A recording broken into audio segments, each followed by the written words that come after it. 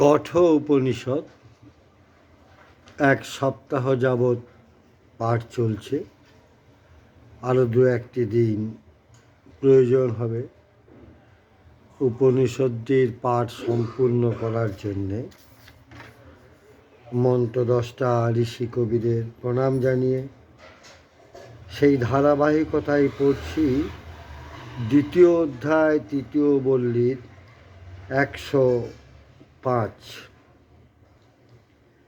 এই দেহের ধ্বংসের পূর্বেই যদি কেহ এই দেহেই সে ব্রহ্মকে সম্যক উপলব্ধি করিতে সমর্থ হয়, তবে সে সংসার বন্ধন হইতে মুক্ত হয়।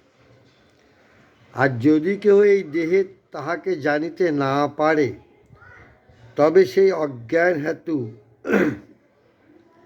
পৃথিবী আদি সৃষ্ট লোকসমূহে তাহাকে পুনরায় শরীর ধারণ করিতে হয়। অথবা ইহলোকে দেহপাতের পূর্বে জীব যদি ব্রহ্মকে বুঝিতে সমর্থ না হয়, তাহা হইলে সে মৃত্যুর পর বিবিধ লোকে শরীর লাভ করে। 106। নির্মল দর্পণ মধ্যে প্রতিবিম্বিত মুখের ন্যায় জীবের নির্মল বুদ্ধিতে প্রতিবিম্বিত আত্মাও স্পষ্ট দৃষ্ট হইয়া থাকে। পিতৃলোকে আত্মা স্বপ্নে দৃষ্ট বস্তুর মতো অস্পষ্টভাবে দৃষ্ট হয়।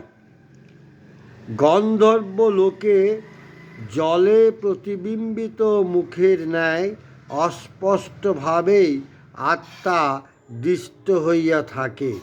কিন্তু ব্রহ্মলোকে রৌদ্র ছায়ার ন্যায় অত্যন্ত বিলক্ষণভাবে আত্মা ও অনাত্ম পদার্থের দর্শন লাভ ঘটে।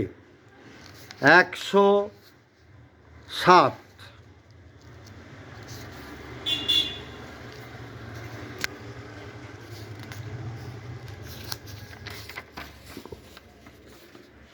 জীবের ইন্দ্রিয়সমূহ আকাশাদি পঞ্চভূত হইতে পৃথকভাবে উৎপন্ন হইয়াছে।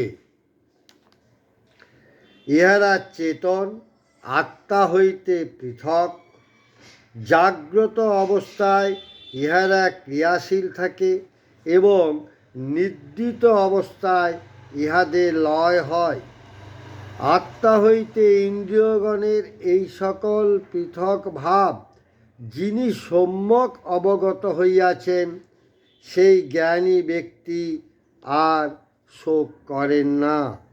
108। ইন্দ্রিয়সমূহ হইতে মন শ্রেষ্ঠ। মন হইতে সত্য অর্থাৎ বুদ্ধি শ্রেষ্ঠ। বুদ্ধি হইতে মহান আত্মা শ্রেষ্ঠ। সেই মহৎ তত্ত্ব অপেক্ষাও অব্যক্ত পরা প্রকৃতি শ্রেষ্ঠ।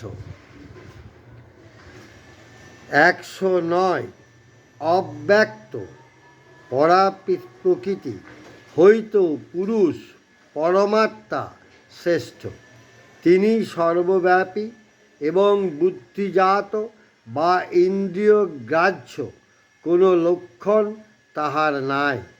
তাহাকে জানিয়া জীব সংসার বন্ধন হইতে মুক্ত হয় এবং অমৃতত্ব লাভ করে। 110। এই যে পরম পুরুষের কথা বলা হইল, তাহার প্রকৃত স্বরূপ আমাদের প্রত্যক্ষ দৃষ্টির বিষয় নহে। কাজেই আমরা চক্ষু বা অন্য ইন্দ্রিয় দ্বারা তাহার স্বরূপ উপলব্ধি করিতে পারি না। হৃদয়ের অনুভূতি, সংশয়রহিত বুদ্ধি এবং সংস্কৃত মন দ্বারা ইনি প্রকাশিত হন। যাহারা ইহাকে সম্যক জানেন, তাহারা অমৃত হন। 111। সত্যাদি 5টি জ্ঞানেন্দ্রিয় যখন নিজ নিজ বিষয় হইতে নিবৃত হইয়া সংকল্পাদি রহিত মনের অনুগত হইয়া অবস্থান করে এবং বুদ্ধিও স্বীয় ব্যাপারে প্রবৃত্ত হয় না, যোগীগণ সেই যোগের অবস্থাকে শ্রেষ্ঠ গতি বলেন। 112 অচল ইন্দ্রিয় ধারণাকে যোগীগণ যোগ বলিয়া মনে করিয়া থাকেন। সে সময়ে চিত্তের অপ্রমত্ত সমাহিত ভাব উপস্থিত হয়, কারণ যোগের উৎপত্তি ও তিরোভাব আছে। মন্ত্র 10টা ঋষি কবিকে প্রণাম জানিয়ে কঠোপনিষদ আপাতত এই ভিডিওতে এইটুকুই।